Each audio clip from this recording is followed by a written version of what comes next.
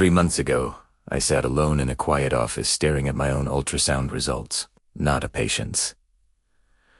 I'm Dr. Joseph, a cardiac surgeon with over 2,000 open heart procedures behind me.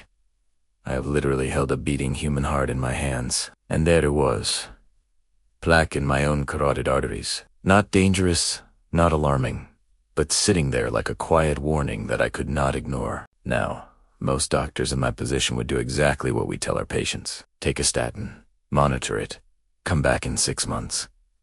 I decided that wasn't good enough for me, so I did something different. And what happened over the next 3 months genuinely surprised me, and I've seen a lot in 30 years of surgery. Today I'm going to walk you through exactly what I did, why the science behind it is more powerful than most cardiologists ever discuss, and what you can do starting right now if you're over 60 and concerned about what might be quietly building inside your arteries. Here's the first thing most people get completely wrong.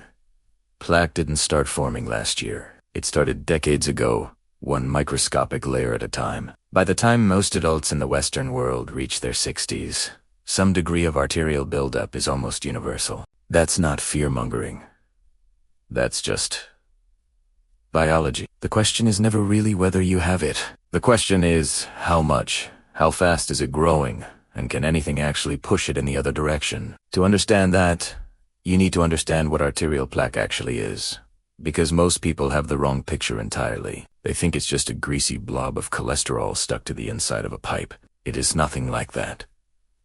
Think of your artery wall like the inside of a garden hose. When that wall gets damaged from high blood pressure, smoking, chronic inflammation, your body sends in a repair crew. That crew includes LDL cholesterol, immune cells, and a protein called fibrin, which acts as biological scaffolding. Fibrin forms a rigid framework, and everything else, cholesterol, calcium, dead cellular material, gets packed inside it. What you end up with is not a grease stain. It is a structured, hardened object with a fibrin skeleton holding it together. And that detail changes everything about how you approach treatment. LDL cholesterol only becomes truly dangerous once it gets oxidized. Oxidized LDL is what triggers the inflammation that starts this entire destructive process. And after 60, your body's antioxidant defenses are weaker than they were at 40. So the oxidation accelerates, the damage compounds, and you've got 3 separate mechanisms all working against you at the same time. Oxidized LDL, causing damage, chronic inflammation keeping the fire burning, and a fibrin scaffold locking the plaque permanently in place. Now let's talk about statins, because I need to be honest with you here. Statins are a real medicine. They lower LDL cholesterol significantly. They reduce the risk of heart attack and stroke in high-risk patients. I have prescribed them, and I stand behind them for the right person. But there is a conversation that almost never happens in a doctor's office. Statins lower your cholesterol numbers. What they do not do is shrink the physical size of your plaques. Study after study has confirmed this. The most aggressive statin therapy produces plaque regression of roughly a fraction of a millimeter over 12 months. Changes so small they require highly specialized imaging just to detect. For most patients, the plaque stays. It just stops growing quite as fast. And when a 65-year-old asks me, "Doctor, will these pills clean out my arteries?" the honest answer is no.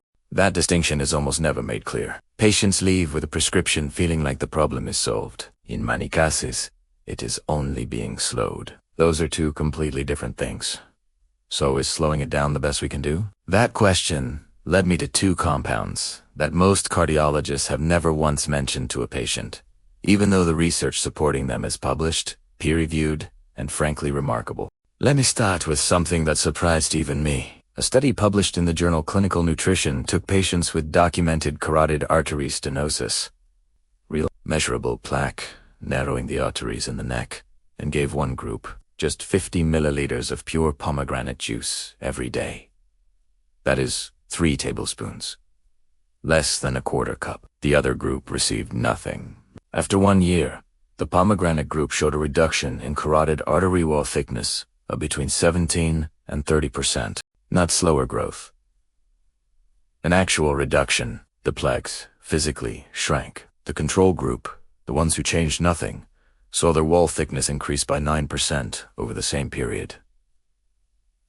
The mechanism is elegant. Pomegranate contains some of the most potent antioxidant compounds found in any food and has been shown to reduce the oxidation of LDL cholesterol by up to 90%. Remove the oxidation, and you remove the primary trigger for arterial damage. On top of that, pomegranate enhances HDL, your good cholesterol, making it significantly more effective at pulling cholesterol out of existing plaques and carrying it back to the liver for disposal. You are attacking the problem from two directions simultaneously. But not all pomegranate juice is equal. Commercial juices loaded with sugar or heavily diluted will not produce these results. You want pure, unsweetened pomegranate juice. 3 tablespoons daily, every single day, sustained over months. Now we get to the compound that truly changed how I think about arterial disease. Nattokinase is an enzyme extracted from natto, a traditional Japanese fermented soybean food that has been eaten for over 1,000 years. Japan has one of the lowest cardiovascular disease rates in the developed world. Researchers started asking why. Here's what nattokinase does. It breaks down fibrin, that same protein scaffold holding your plaques together. It is a fibrinolytic enzyme, meaning its specific biological function is to dissolve fibrin networks.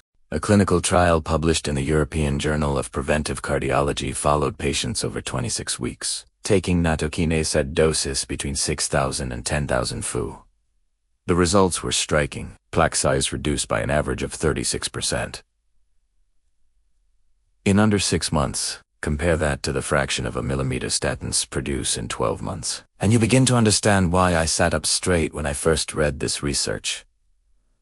One critical warning. Nattokinase has genuine blood-thinning effects. If you are already taking warfarin, aspirin, clopidogrel, or any anticoagulant, you cannot simply add nattokinase without speaking to your doctor first. The combination can significantly increase bleeding risk. That is not a casual disclaimer. That is a serious medical interaction that requires professional guidance. Now let me tell you what I personally did. I was not on My bleeding history was clean. I consulted a trusted colleague. Then I began. Pomegranate extract at 50 milliliter equivalent daily. Nattokinase at 8,000 Fu split into 2 doses, taken away from meals for better absorption. 3 months later, I had a follow-up carotid ultrasound. The reduction in carotid intimate media thickness was between 20 and 25% in 3 months. In 30 years of surgery, that moment in the imaging room was one of the most remarkable of my career, because it was personal, and because it confirmed what the research had been pointing toward for years. I want to be clear, my result is one data point. I am a cardiac surgeon, not a clinical trial. But it adds a real, measurable human experience to a body of evidence that already points in a compelling direction. Your cardiovascular system is not a fixed machine that simply wears out with age. It responds. It adapts.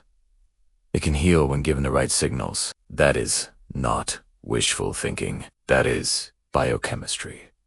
If you are over 60, if your cholesterol is elevated, if you have any known plaque buildup, this information is relevant to you. Not as a replacement for your doctor's care, but as a serious, research-backed addition to it. Before you do anything, please speak with your physician.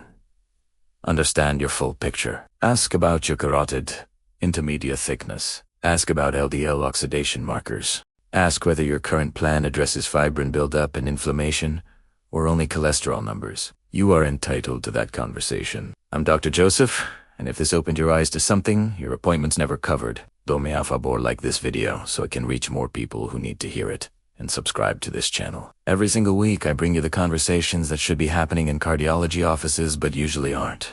Your heart has been working for you every minute of your life. It deserves the same in return.